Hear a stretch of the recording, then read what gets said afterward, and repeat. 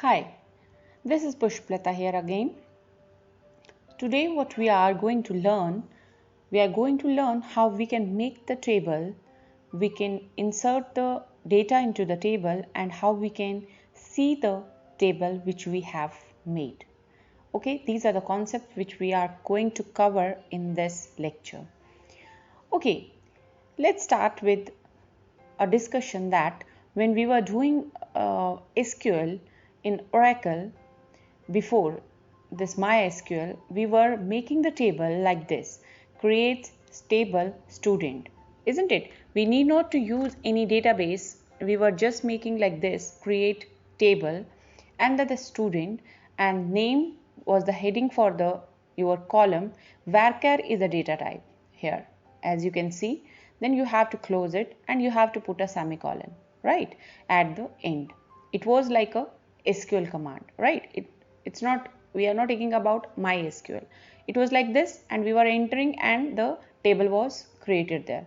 But whenever I enter here, it will prompt me an error that no database selected, isn't it? See, you can see the error, no database is selected. That means I have to create a database first, then I can use this. So there is a command create database and I am creating a database with the person name and putting a semicolon, enter, and it will reflect me the query okay, one row affected, isn't it? Is that clear to you? So that means whenever you are making a table in MySQL command line client, you have to make a database first, then you have to create. But if I again put a command create table, it will again prompt me an error. Even if I have created a database, I have to use it first, isn't it? So I have to make a one more command that is called as use, USE, and then I have to use the database which I have already created. So use person semicolon. That's it. Now the database changed. Now I can use the command create table student. So these are the basic steps which you have to follow. You have to, I'm again telling you, you have to follow in your MySQL. You have to make a database first, then you have to make a table. Why the reason is here? See, this command is now, okay, query okay, and zero affected. Why zero? Because we have not put any data, any value inside the name field. Now what you have to remember that whenever we want to put the data inside it, then there is a one command called as insert. See, the SQL MySQL, it is a platform where a technical non-technical can easily manage the commands. See, insert into means what? Into student. Student is a table, so you have to put a keyword values. So it should be VALUES and then the parenthesis. Then the value should be in a single quote because name is a varchar, that is a name is your string. So that's why I am putting any, for example, is a dummy name, any in a single quote. You can see that, isn't it? So this is for first insertion of a, you can say, row, one row affected.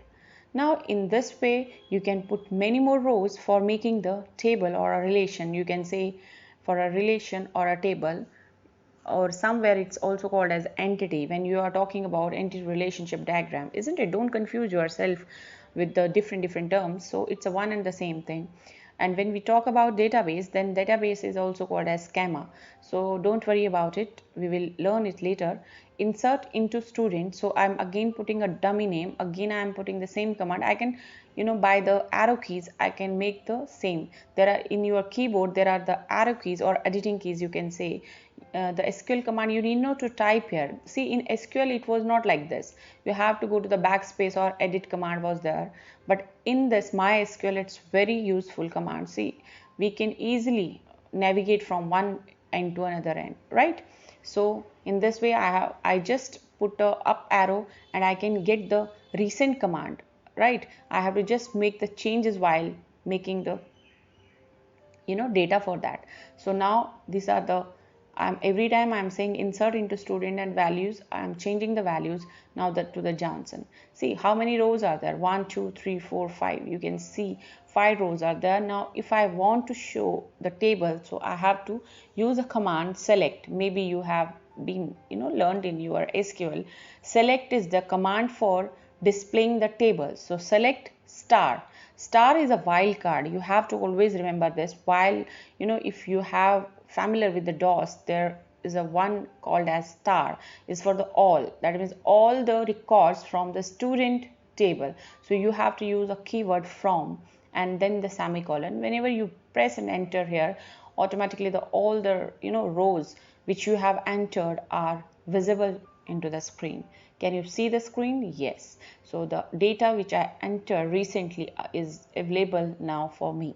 So this is the concept where what I have that I do first, I create the table. Before that, I make the database, and then I put the values with the insert statement. So these are the things which are the basic things for making a table. So why we are making the database, if we want to see why we are making the database here, because SQL command line is also in, when we say MySQL, it is also in a GUI form, that is MySQL in a command line prompt and MySQL in a workbench, right? As in our previous lecture while installation, I have already mentioned that how we can install both the things together and how we can work.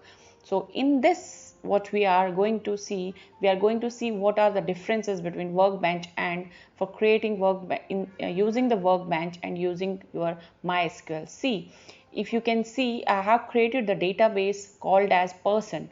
Can you see the database? Yes, it's there. See, person is there. Now if I go for the student, student is also a table and student is also a what? Schema, that is a database I have created. But my name student is not a schema or a database, it is a table. So I have to go to where? I have to go to the person. So person is a database, record is a database. So when I go to the tables, I can see the student is there, right? If I click on that, it can be appear in the editing window. But if I click on, press person, double click on the person, and I can see the how I can label it. See, student, I have to label like this. If I go with the fields, so if I want to see how many fields are there, I have to drop arrow here, column, then I can see I have only one field, that is called as name. Now if I want to see whether the commands which were running in the your MySQL command line prompt is working here or not, so what I have to do, I have to make again the statement like what I for the displaying the data inside your table. So what I do, I make a select statement here, again the select, and see the difference between MySQL and the MySQL workbench and a command line is that the automatic things are there in this. So learning is little less, because whenever there are no errors we can't learn. Like, that's the reason I'm again telling you that if you have to really learn, you go for the MySQL command prompt first, then go to the workbench. See, if I run the command with this sign, it is automatically showing me the same table which I was getting in your MySQL command line client, isn't it? So that's the reason we are making the database, because database is automatically available in your workbench. So that's the basic reason behind that. You can get the that database, that table in workbench as well. As if you create something here, you can go to the command line and you can see that schema or a database or a table in command line prompt as well. As that means you can